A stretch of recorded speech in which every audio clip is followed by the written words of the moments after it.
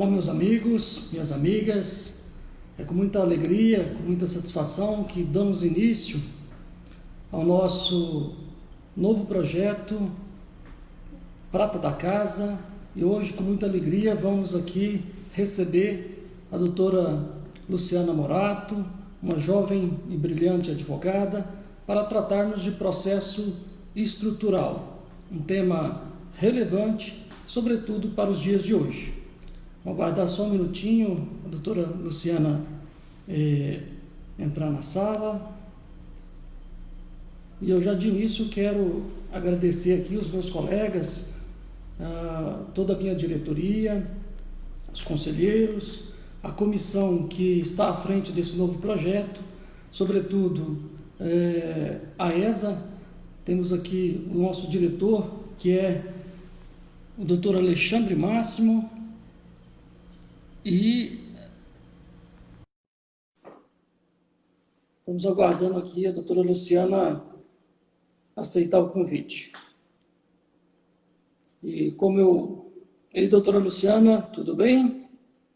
Oi, oi, boa noite. Boa noite, seja muito bem-vinda. Quero iniciar te agradecendo por ter aceitado o nosso convite, por ter aceitado... Deixa eu virar aqui o celular, que eu acho que fica melhor, Luciana. Acho que vai ficar melhor. Só um minutinho. Isso. Aí, agora sim. Agora sim. Tudo bem, né, Luciana? Ficou melhor. Tudo bem, e você, professor Itamar? Tudo ótimo, graças a Deus. Muita alegria Que bom. tê-la aqui conosco para a gente estrear esse novo formato, sobretudo para tratar de assuntos de relevância social e também de relevância para a advocacia. E mais especial ainda porque nós vamos estar tratando com profissionais da região. Por isso o nome Prata da Casa. Então é um projeto que visa, de fato, dar oportunidade para esses juristas, esses operadores do direito e todos os advogados que têm uma mensagem, que querem levar sua mensagem, seja para a advocacia, seja para contribuir com os avanços do direito na sociedade. E a OAB, como defensora da sociedade, ela tem um munus público de contribuir, sobretudo, nesses períodos de excepcionalidade, em pensar em novas formas de verificar o direito, de interpretar e, de modo criativo, contribuir para os avanços dessa sociedade. Mas antes, porém, Luciano, eu gostaria apenas de registrar a minha alegria, primeiro porque tive a oportunidade de acompanhar um curso, uma parte da sua trajetória, né, na condição de professor. Tive a alegria imensa de participar da sua banca de análise de TCC, seu orientador Luiz Varela, né, do processo Isso civil, mesmo. um tema na época desafiante, mas que você conseguiu excelentes materiais para tratar do assunto. Então, mostra que você sempre foi muito determinada naquilo que se propõe. E por isso que temos uma imensa alegria em tê-la aqui conosco para fazer a estreia desse novo projeto, sobretudo valorizando os profissionais. Mas para que vocês conheçam um pouquinho mais da doutora Luciana, até vou fazer a leitura aqui do seu currículo. Ela é mestre em Direito Processual Civil pela PUC, professora do MBA em Advocacia Civil do Grupo Educar Mais, é coautora dos livros Estudos Avançados em Direito, volume 1, Direito Cooperativo, Avanços e Perspectivas, autora de artigos jurídicos, palestrante, membro da Subcomissão de Processos Estruturais da OAB-MG, sócia da banca de advogados Muniz, Morato e Machado, é advogada inscrita aqui na nossa 45ª subseção da OAB desde 2007, né, 9 de 3 de 2017, e com a formação, 2017. e com a formação pelo Centro Universitário de Patos de Minas, a nossa querida Unipam. Muito bem, Luciana, seja muito bem-vinda, e eu gostaria que Obrigada. você começasse contando para a gente um pouquinho da sua trajetória. Vamos lá, então. Olha, inicialmente eu queria agradecer a oportunidade, professor Itamar. oportunidade muito bacana, um projeto muito bacana que vocês lançaram, e eu tenho certeza que após essa inauguração, outros grandes e brilhantes nomes aqui da nossa cidade também virão, e essa oportunidade de dar voz aos advogados que a gente tem aqui na região, com as suas pesquisas, com as suas especializações, para contribuírem não só com o mundo acadêmico, né, mas também levando essa informação para a nossa sociedade. Isso é muito importante e muito bacana, e eu agradeço. Eu quero só pedir desculpa se eu ficar com falta de ar, se eu ficar assoando o nariz, que eu tô coronada, Olha, meu mas tá Deus. tudo bem. Mas tá tudo bem. Vamos lá. Então, sobre a minha trajetória, professor, como o senhor já adiantou, eu sou formada em Direito pelo Centro Universitário de Patos de Minas, pela Unipam, que eu tenho muito orgulho de falar isso. Eu adoro a Unipam, estou muito orgulhosa de ser formada por essa instituição, ser egressa. E eu me formei em dezembro de 2016 e logo em março de 2017 eu já estava aprovada para o programa de pós-graduação em Estrito Senso, Direito Processual na PUC Minas, que hoje é salvo engano, uma das terceiras melhores faculdades para você cursar uma pós-graduação em Estrito Senso no Brasil, em Direito. Bem, eu fui orientada lá pelo professor Dierli Nunes, até foram conselhos que foram me dados pelo professor Varela, e após eu me formei, advoguei em Belo Horizonte, tive um bom contato com a advocacia dos tribunais, que eu me apaixonei por advogar nos tribunais, e aí depois eu resolvi voltar, porque eu amo Patos de Minas, eu adoro a nossa cidade, e eu vim advogar aqui. Bem, hoje eu tenho meu escritório de advocacia. Eu sou professora do MBA em Advocacia Civil pelo Grupo Educar Mais, que é uma faculdade em Vitória, no Espírito Santo. E no ano passado eu também tive a oportunidade de lecionar no Cefet, na unidade de Araxá, para as disciplinas de Direito e Legislação.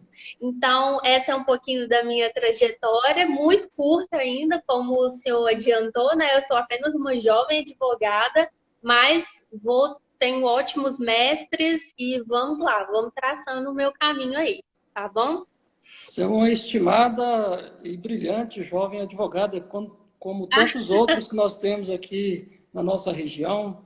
Temos muito orgulho dos nossos alunos, né, daqueles que se esforçam e conseguem, com méritos, né, brigar nesse mundo tão concorrido e desafiante que é o mundo do direito. Muito bem. Sim. Hoje com essa questão da tecnologia do direito, né, professor Itamar, que é um tema que eu venho estudando há algum tempo também, nós advogados, nós temos que ficar muito atentos a essas questões dos aperfeiçoamentos, né, do que a gente pode se aperfeiçoar, porque inevitavelmente vai chegar um momento que vai ter uma máquina, vai ter um software que faz o nosso trabalho se a gente continuar naquele trabalho raso. Então, a gente tem que buscar sempre se aperfeiçoar. É inapelável, né? Não dá para não sintonizar com esse novo mundo. Evidentemente que a tecnologia está presente, certamente foi até forçada por essa pandemia a evoluir de maneira bastante vertiginosa, né? E deve trazer também, deixar aí o seu legado. Muito bem. Bom, hoje o nosso tema aqui é um tema muito bacana, um tema que realmente faz diferença, porque às vezes a gente fica discutindo filigranas, situações e tal, não, mas o tema de processo estrutural é um tema extremamente relevante e que certamente é o futuro, é algo que nós precisamos estudar muito, conhecer, debater e, sobretudo, praticar. E aí eu começo, então, a lhe perguntar, doutora Luciana, mas o que é um processo estrutural? O que é isso? Do que nós vamos tratar aqui? Vamos lá então, professor Itamar. Esse tema de processo estrutural, ele me instiga muito. Eu comecei a gostar desse tema quando eu fui aluna do PIBIC na Unipam. Então, o meu orientador na época, o professor Varela, falou: por que você não trabalha com medidas estruturantes? E eu fiquei, meu Deus, que é isso, né? Isso lá em 2015. Ninguém ainda falava processo estrutural. O processo estrutural é mais apelativo hoje em dia. Mas quando a gente fala de processo estrutural, não é um bicho de sete cabeças. A gente está querendo falar da aplicação de medidas estruturantes dentro de um processo, seja ele individual ou coletivo, para que você possa dar mais efetividade àquele provimento jurisdicional e realmente promover uma reforma estrutural em uma instituição pública, em um órgão público, por exemplo, né? Então, quando a gente fala de processo estrutural, é um nome mais apelativo, assim, eu particularmente, eu não gosto muito desse nome, porque eu acho, assim, que é um procedimento, e a gente não usa o procedimento para nominar os tipos de processo, né? Por exemplo, eu vou pedir uma tutela antecipada no processo. Eu não vou falar que é um processo antecipado, né? É só um procedimento. Eu prefiro usar a denominação de que é um processo com aplicação de medidas estruturantes, né? Então, já para a gente adentrar aqui no assunto, professor Itamar, quando a gente fala de processo estrutural, de medida estruturante, eu gosto de dar uns exemplos antes para a gente poder se situar sobre o que a gente está falando. Então, quando a gente pensa ali nos processos de Mariana, nos processos de Brumadinho, muita gente gosta de falar que o estado de coisas inconstitucional, os penalistas gostam de falar que são casos de processo estrutural, embora eu não ache, mas a gente vai comentar um pouquinho mais para frente. Não sei se muitos sabem daquele caso da Raposa da Serra do Sol, que foi um caso paradigmático do STF, que determinou acerca da divisão das terras indígenas. Então, assim, são alguns exemplos que a gente tem só para a gente vislumbrar o que é o processo estrutural. Mas, na verdade, esses casos, a gente está tratando principalmente de casos de litigância de interesse público, né? Quando a gente vai falar de processo estrutural, medida estruturante, a gente não consegue separar da litigância de interesse público. E como é que surgiu esse fenômeno da litigância de interesse público, que hoje a gente vê muita gente requerendo medicamento, chuva de ações requerendo medicamento para o município, para o estado, no judiciário, ou vaga em creche para o seu filho, muita gente requer isso também. Como que isso surgiu, né? Isso não surgiu da noite para o dia. Hoje a gente tem consolidado vários estudos sobre litigância de interesse público, mas isso é um estudo que vem bem antes, lá no século XVII, dos Estados Unidos da América, né? Foi o marco teórico que eu utilizei para estudar litigância de interesse público, foi os Estados Unidos. Mas assim, professor Tamara, a gente tem estudo disso na Índia, tem gente estudando isso na China, né? Então, para a gente só fazer um recorte, eu vou falar um pouquinho de como é que foi lá nos Estados Unidos que surgiu. Bem, lá nos Estados Unidos, mais ou menos ali na década de 50, a gente tinha um pesquisador, um professor de Harvard, que era o Lon Fuller. Esse professor, ele era um catedrático que tinha uma visão de jurisdição bem tradicional. Por que eu estou falando isso, professor? Porque quando a gente fala de litigância de interesse público, de processo estrutural, a gente começa a questionar qual que é o papel da jurisdição. Para que serve a jurisdição? Para que serve a justiça? Né? Então, antigamente, de acordo com essa visão do Fuller, lá em 1950, a jurisdição ela era limitada a duas partes. Então, ela era bipolar, né? Apenas duas partes discutindo direitos privados. Era um processo totalmente retrospectivo. Então, nós vamos ver o que aconteceu para ter chegado até nesse problema aqui. Aí a gente vai fazer a reconstrução dos fatos e eu vou dar uma sentença. Então, com isso, o processo também era terminativo na sentença. Dei a sentença, resolvi o problema, acabou. E a gente tinha uma atuação judicial muito passiva.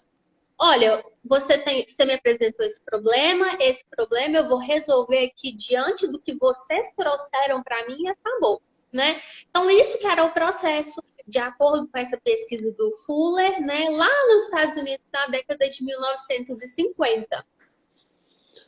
Mas será, professor Itamar, que a jurisdição realmente serve só para isso? Então, Será que... A gente costuma dizer que é o processo em que você tem a demanda individual entre Caio e Dício, né? Os famosos processos Aham. mais simples, individuais. E nós sabemos que os problemas que surgem de uma sociedade que, sobretudo pela modernidade, pelos avanços, né? E das pessoas, né, conviverem mais próximo, com novas tecnologias, novos mercados de consumo, né? Então, ou seja, os avanços sociais vão criar demandas mais complexas. E aí viria, então, o processo estrutural, ou essas questões de leads estruturais, no sentido de resolver questões que são mais complexas, né? E aí, doutora Luciana, eu te pergunto, em que medida nós podemos... e aí, para deixar bem claro, porque às vezes as pessoas perguntam, confundem, processo coletivo é sinônimo de processo estrutural? Eu acho que é importante a Pois é, gente dizer isso, né? vamos falar um pouquinho aqui. Pois é, essa questão que o senhor trouxe é muito importante, na medida de que realmente o processo ele não serve para isso mais atualmente, né? Apesar desse Fuller acreditar que o processo ele não era feito para resolver esses litígios complexos, na verdade ele é sim feito para resolver esses litígios complexos, e a partir do momento que a sociedade foi mudando, esses problemas foram mudando, e esses problemas foram se tornando mais complexos, né? Então, essa pergunta que o senhor me fez, o processo estrutural, ele é sinônimo de processo coletivo? Não, ele não é sinônimo. Muita gente acha que é. Na verdade, o que é um processo, né, que a gente pode dizer estrutural? É uma demanda complexa, é uma demanda plurilateral. Eu não tenho, como o senhor mencionou, eu não tenho só Caio e Tício, né? Eu tenho vários sujeitos processuais. Então, eu tenho as partes, mas aí eu tenho que lidar com o juiz, que é um sujeito processual, o perito, os serventuários da justiça, os agentes extrajudiciais e uma série de sujeitos que fazem com que aquela demanda seja muito complexa. Nos liames subjetivos, em relação às partes, e também no liame objetivo, que é em relação ao objeto da demanda, que é muito complexo também, né? Então, a pergunta acho que está respondida, né? Mas eu vou Sim. falar um pouquinho também mais sobre isso mais para frente.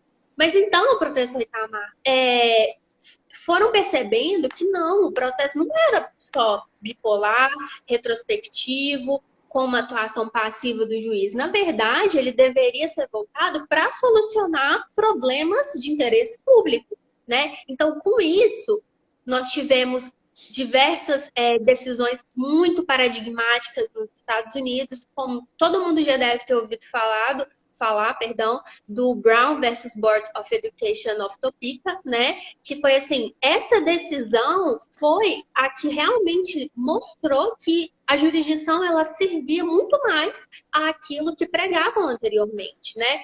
Então, essa decisão, para quem não sabe, né, ela foi uma decisão dada pela Suprema Corte norte-americana, ali em meados de 1950, que determinou que não era possível mais haver a segregação racial nas escolas públicas norte-americanas, né? Então, antigamente nos Estados Unidos, eles estavam difundidos lá naquela doutrina dos separados mais iguais, que teve um precedente do Plessy versus Ferguson. Olha, todo mundo é igual perante a lei, né? A Constituição, nossa Constituição fala, vocês são iguais, mas vocês vão ficar separados. Então tinha cinema para negro, cinema para branco, tinha escola para negro, escola para branco, ônibus para negro e ônibus para negro e ônibus para branco. Então eles já estavam cansados disso. E aí fizeram uma reunião, né, de 5 ações coletivas de 5 criancinhas negras que estavam pleiteando que os seus representantes legais conseguissem a admissão delas em escolas primárias que eram exclusivamente para pessoas brancas, né? E elas gostariam de frequentar essas escolas porque elas gostariam de ter o mesmo ensino qualitativo que estava sendo oferecido a essas pessoas brancas, né?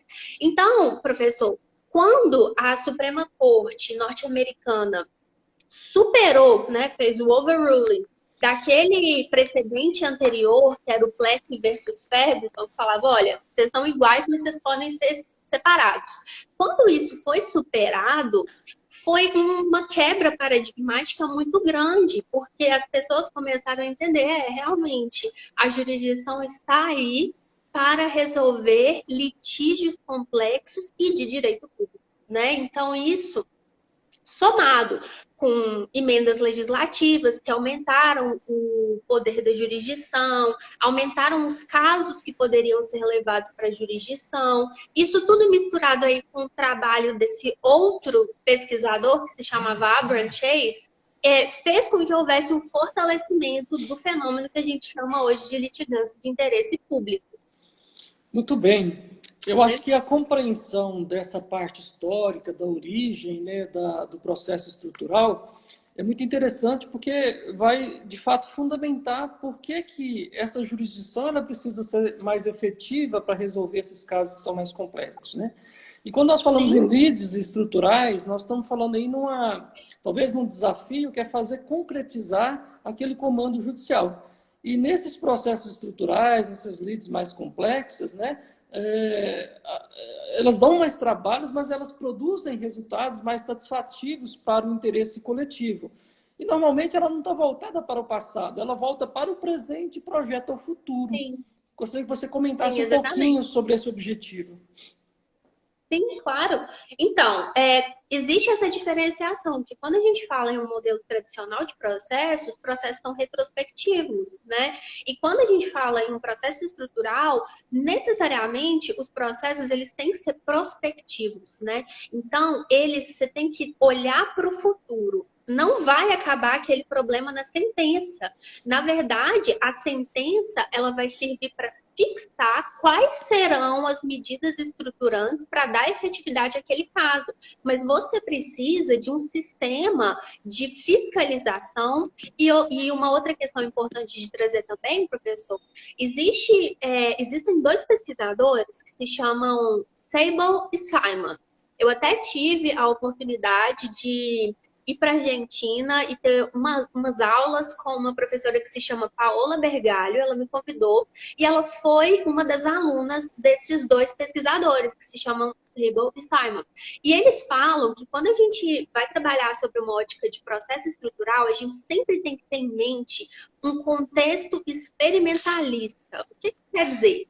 Isso quer dizer que a gente vai seguir com o processo estrutural, nós vamos chegar a uma sentença e a gente precisa fixar medidas estruturantes para que aquela sentença dê certo.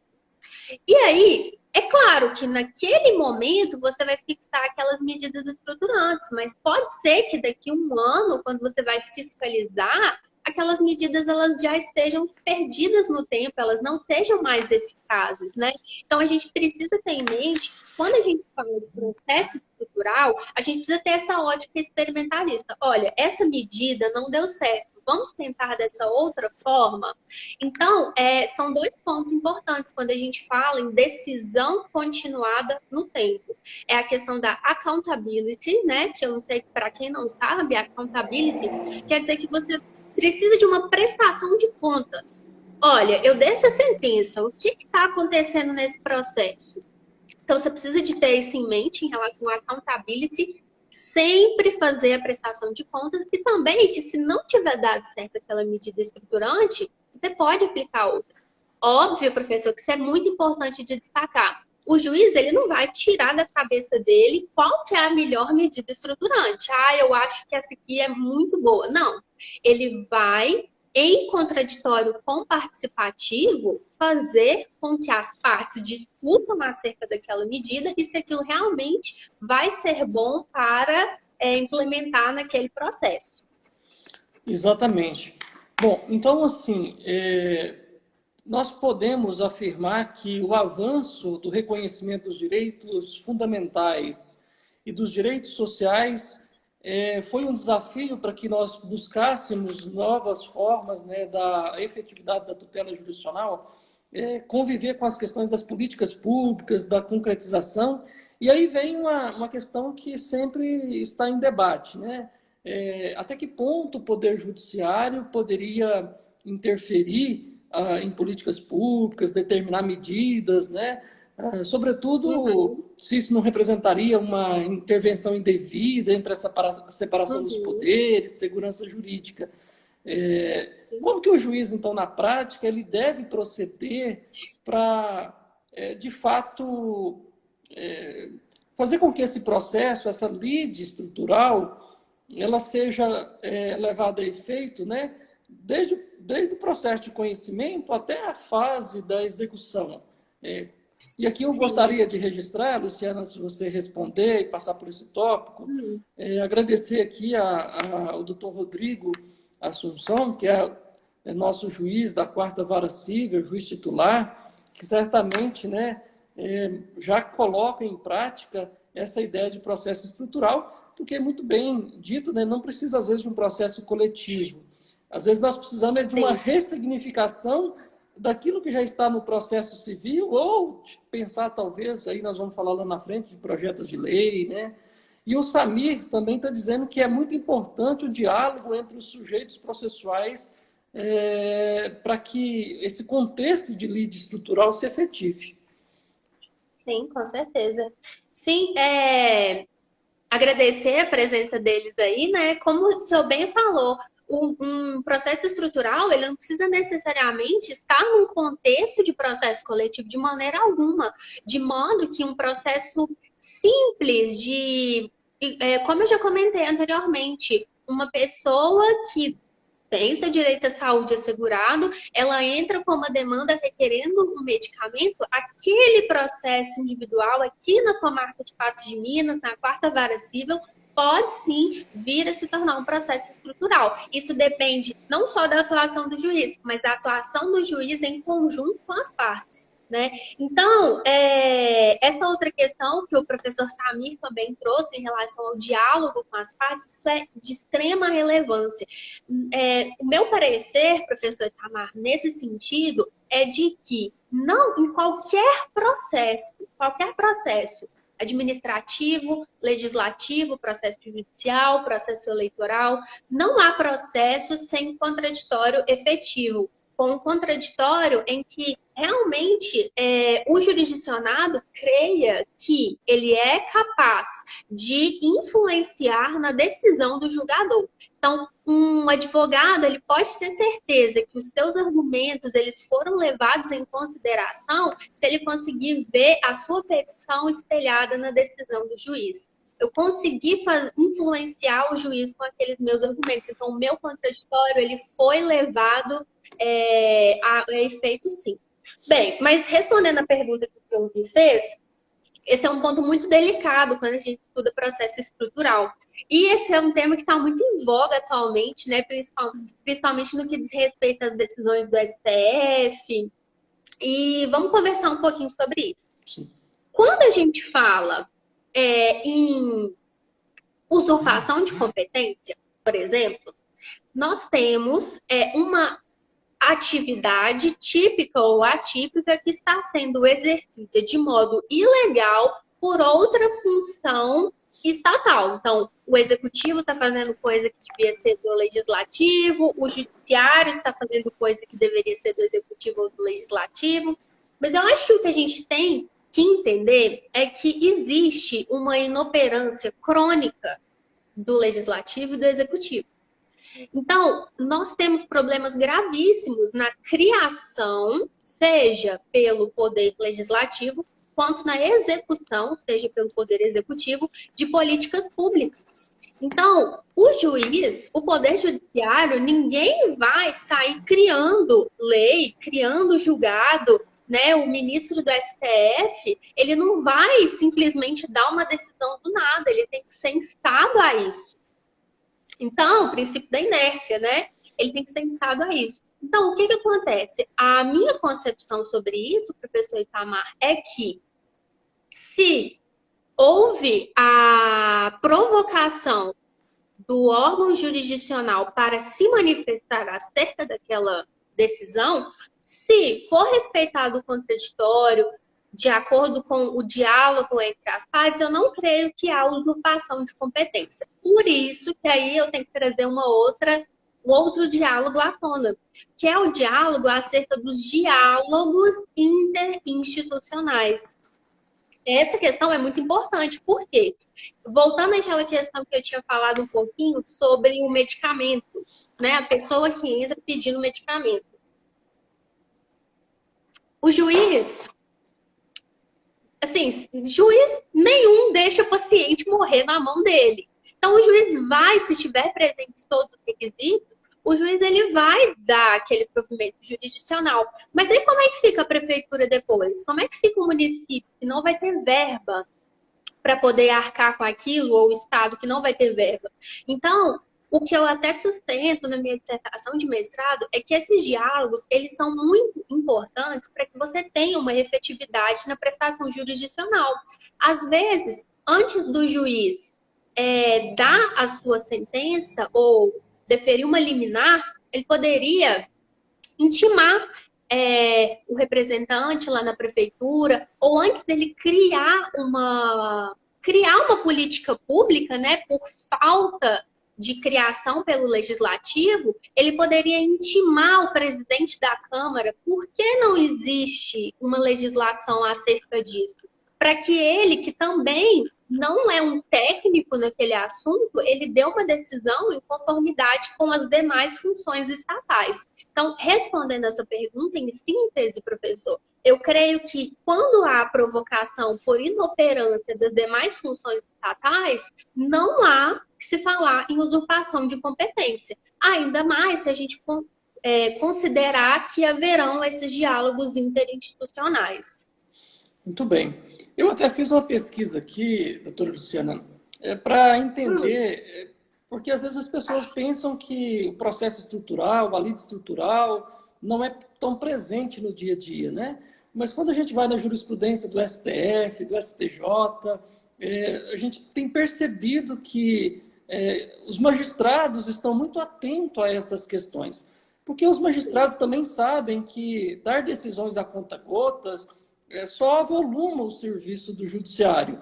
Às vezes é mais fácil você deferir, por exemplo, uma vaga de creche, né, um processo individual, do que você falar, não, olha, o município de Patos de Minas precisa conceder 40 vagas e tem que se fazer isso. Quer dizer, pode ser que seja um pouco mais demorado para implementar, porque vai ter que ter os diálogos institucionais, envolver a prefeitura, verificar a defensoria pública, fazer estudos. Por isso que é um processo que demanda Quanto mais complexo o processo, maior deve ser a participação dos sujeitos processuais, né?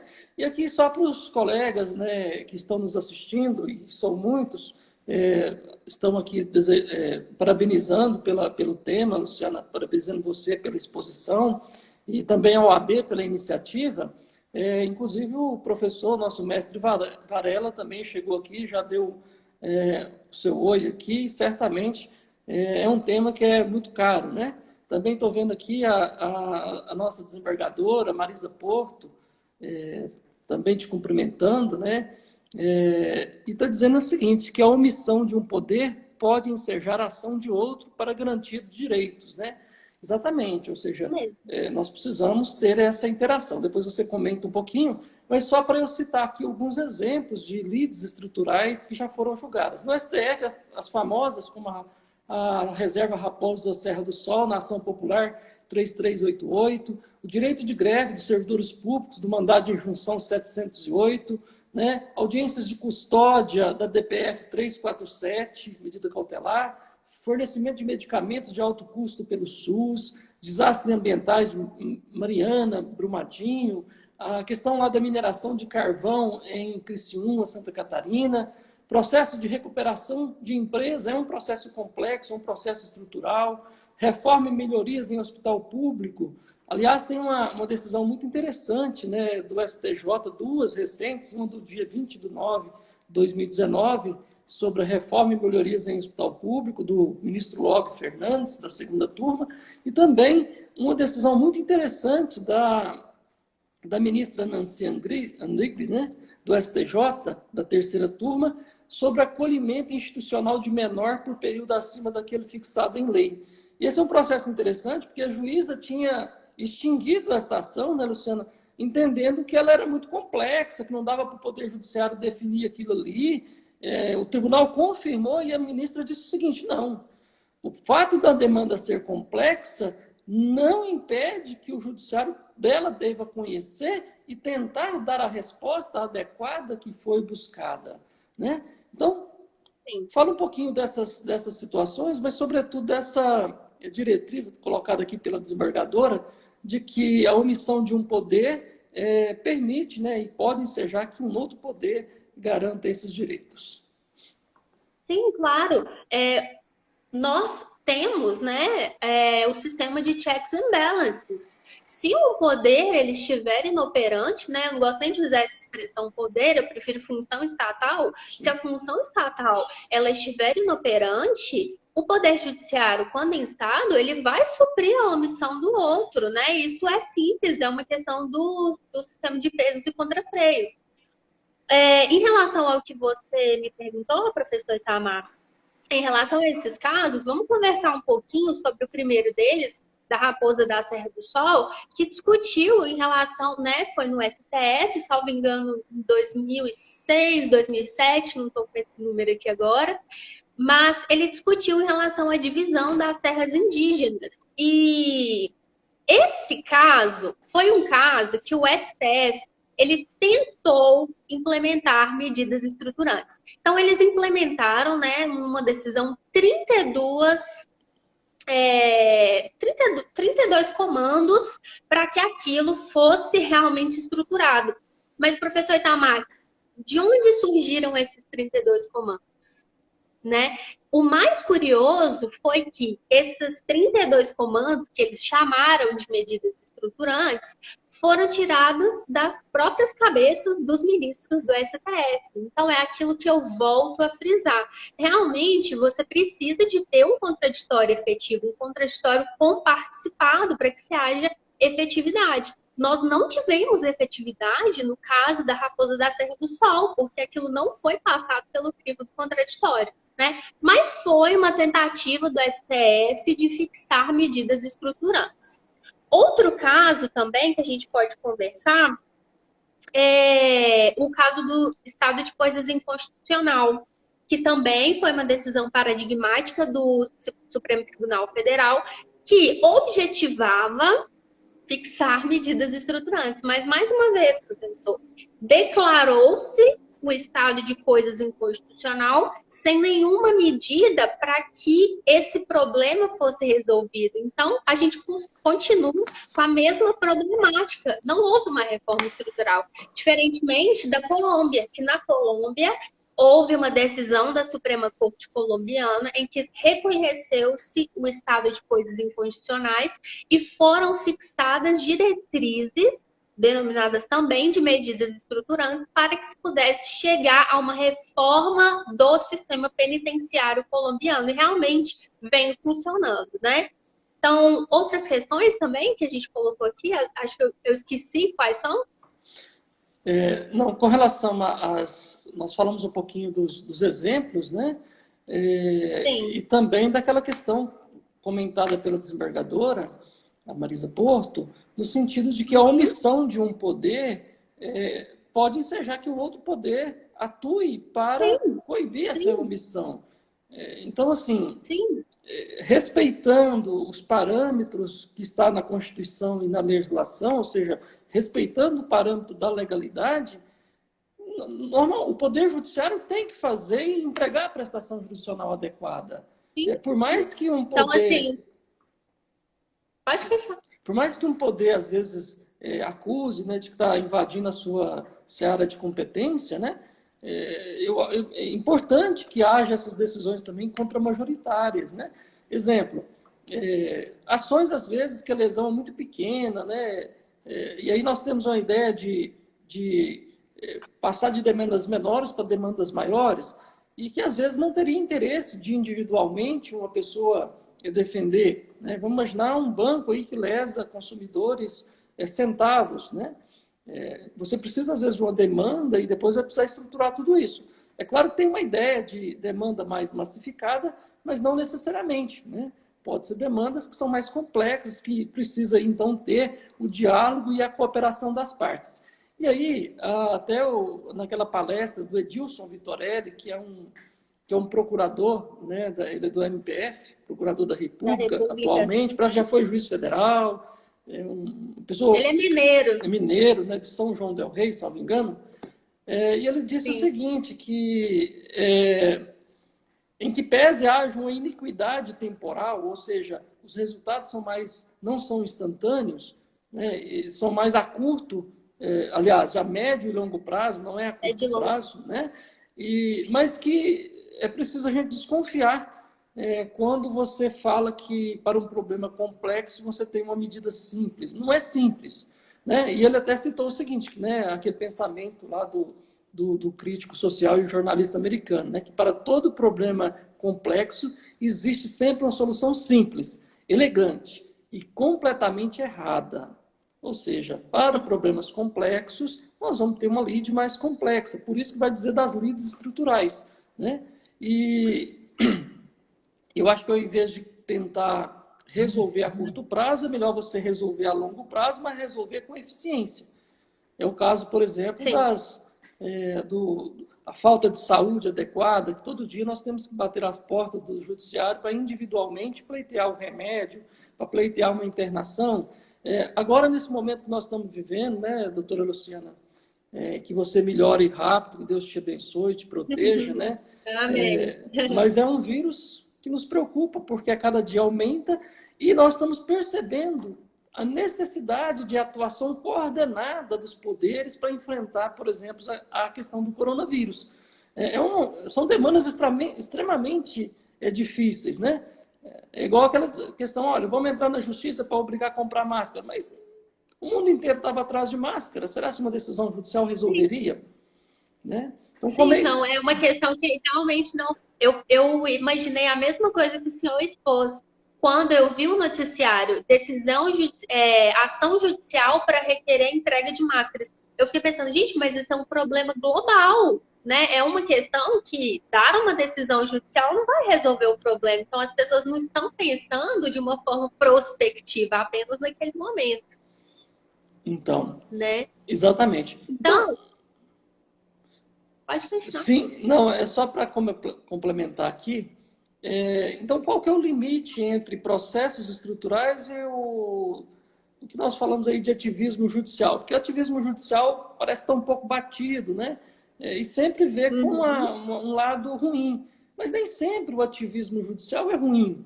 É preciso ter o ativismo na medida correta. Inclusive, a doutora Marisa Porto está nos lembrando, né, que é o badalado ativismo judicial. Sim. É uma questão bem delicada quando a gente fala de processo estrutural.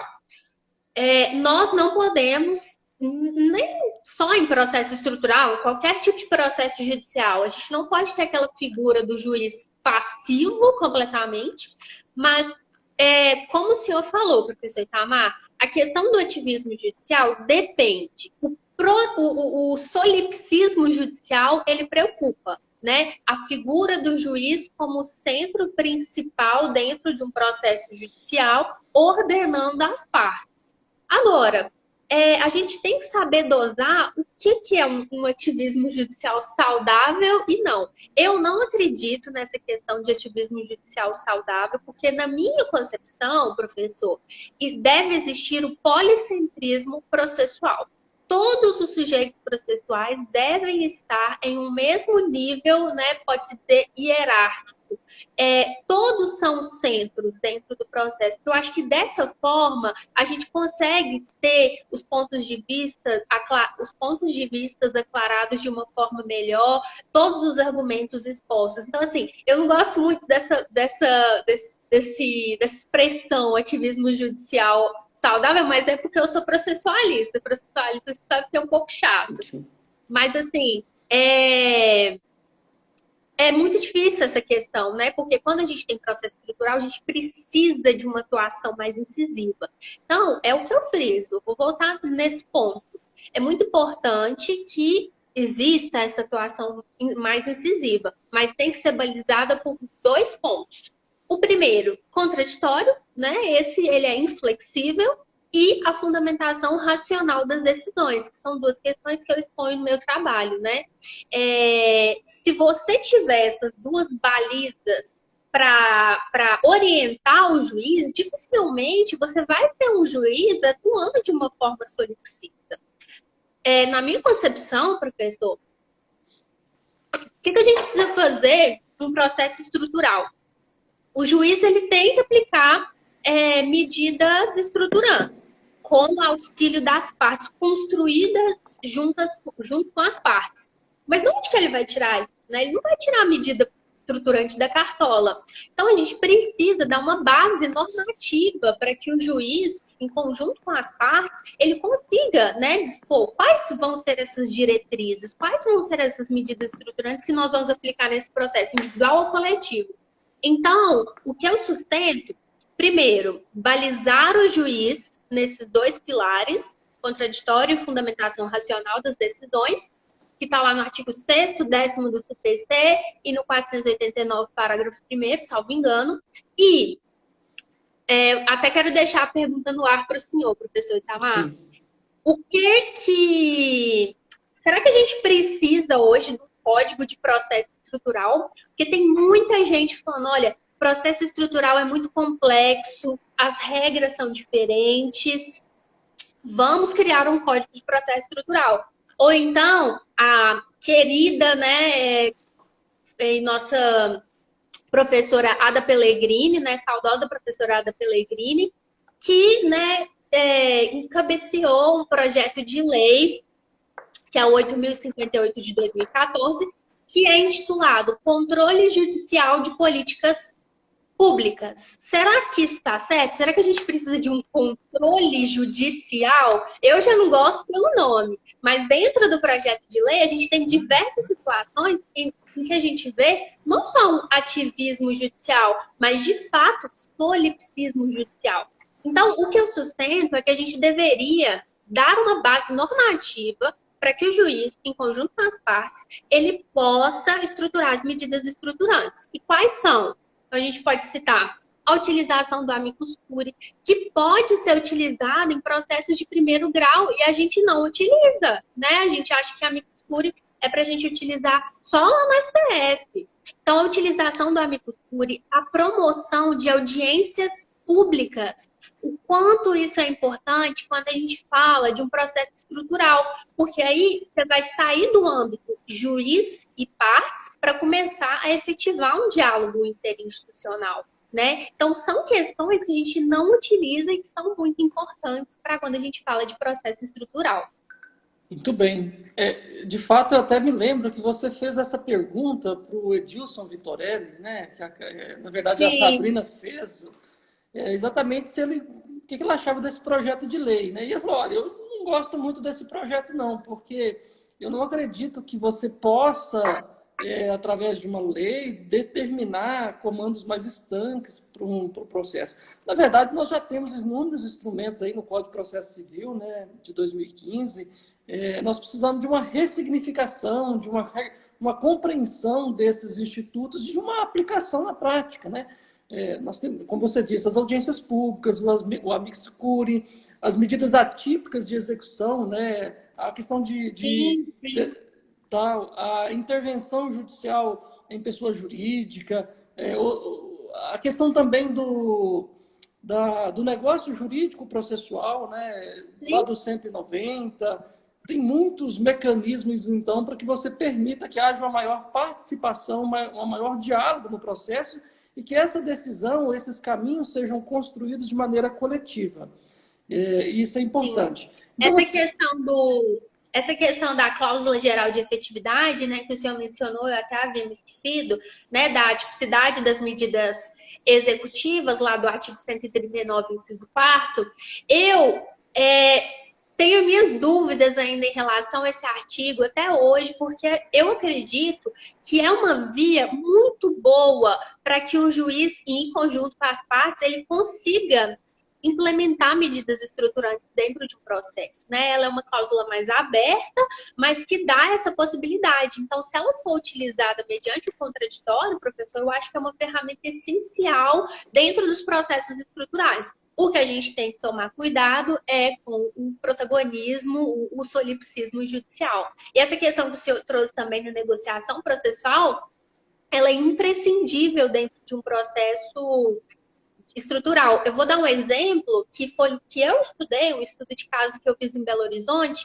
em relação aos assentamentos que estavam ocorrendo na BR-040, nas vias da BR-040, chegando lá em Belo Horizonte. Então, assim, várias pessoas estavam fazendo assentamento naqueles locais, e quando chovia, nossa, várias casas eram destruídas, as pessoas perdiam as coisas delas, só que as pessoas continuavam construindo lá, né? E como é que faz, professor? Leva um trator e tira todo mundo de lá na marra? Como que resolve esse problema?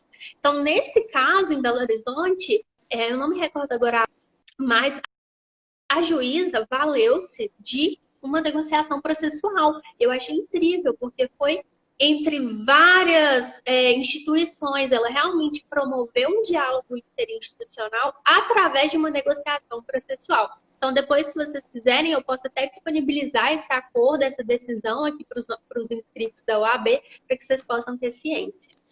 Muito bem. A doutora Kátia está dizendo que processualista é igual discípula do Varela, né? E o Varela está dizendo que você é muito melhor que ele. Que isso! Não, mas eu tenho que fazer um agradecimento público para o professor Varela, porque eu só fui por esse caminho porque eu fui,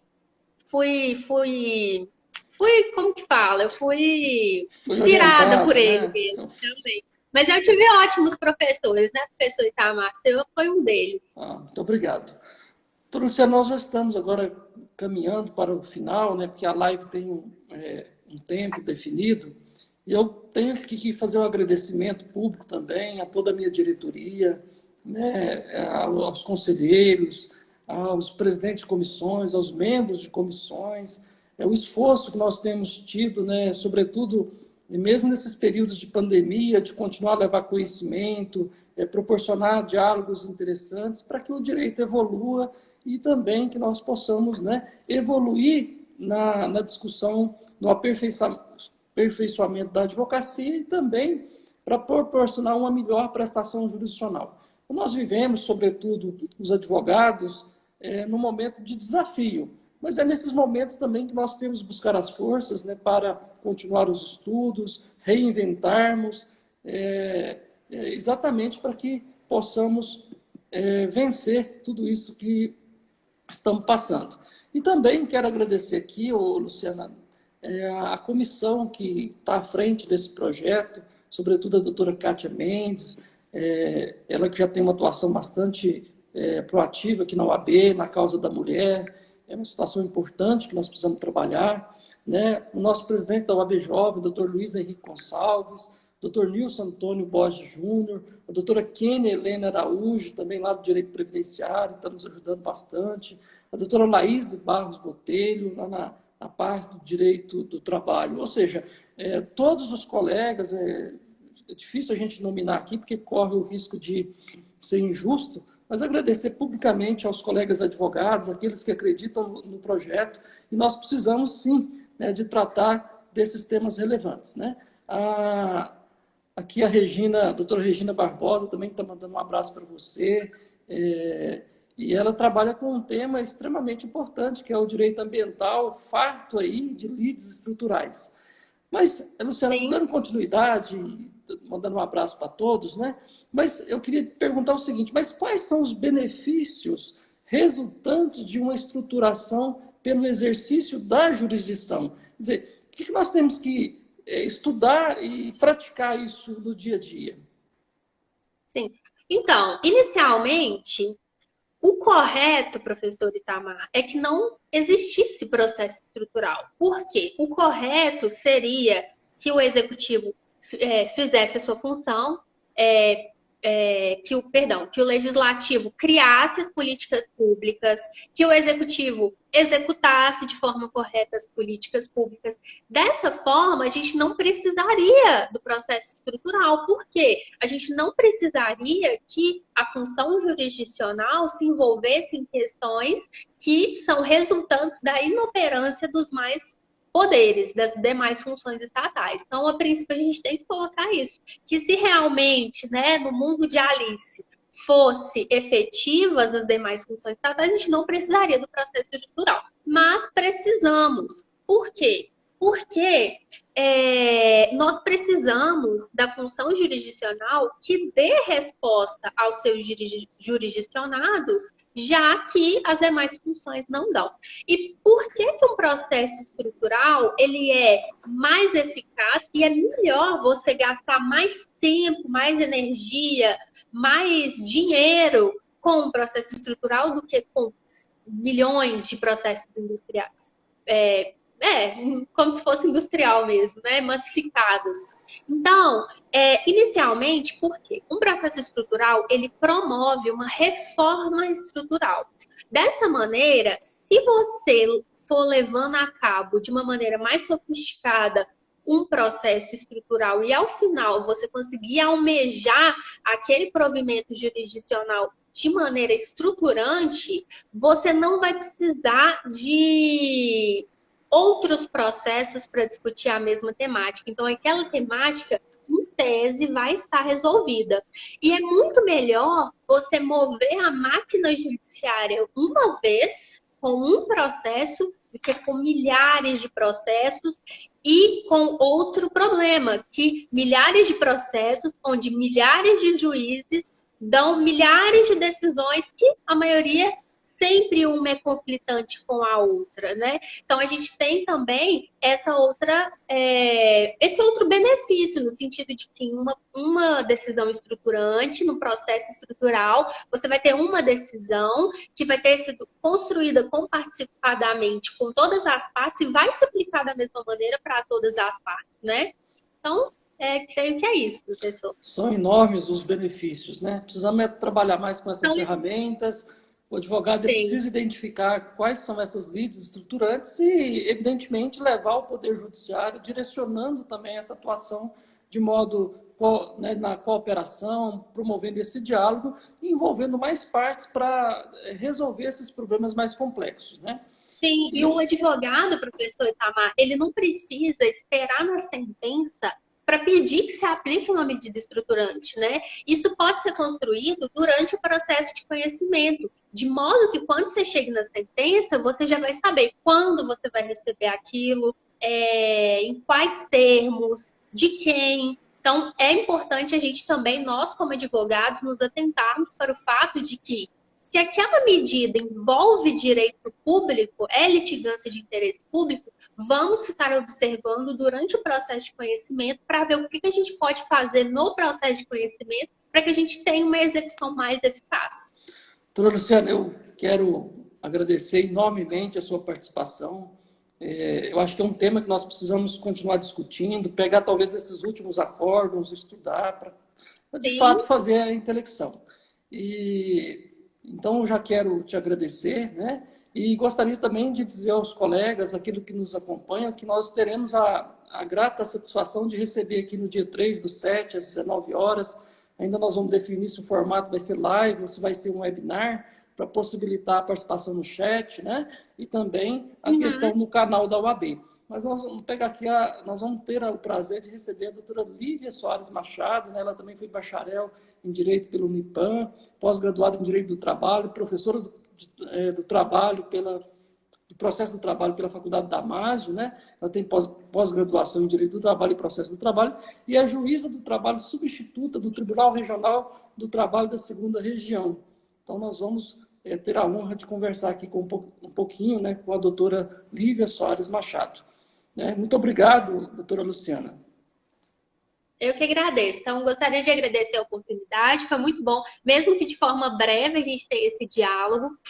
Eu faço parte hoje da subcomissão de processos estruturais da OAB de Minas Gerais. Então, esses assuntos sempre estão em voga. Eu acho muito importante a gente trazer isso, né, de uma forma mais combatente aqui para a OAB de Patos. E no que vocês precisarem de mim, eu estou disponível para a gente conversar, debater sobre esse assunto, eu disponibilizo o material que eu tenho, nós vamos conversando, tá bom? E muito obrigada novamente, professor Itamar. Nós que agradecemos.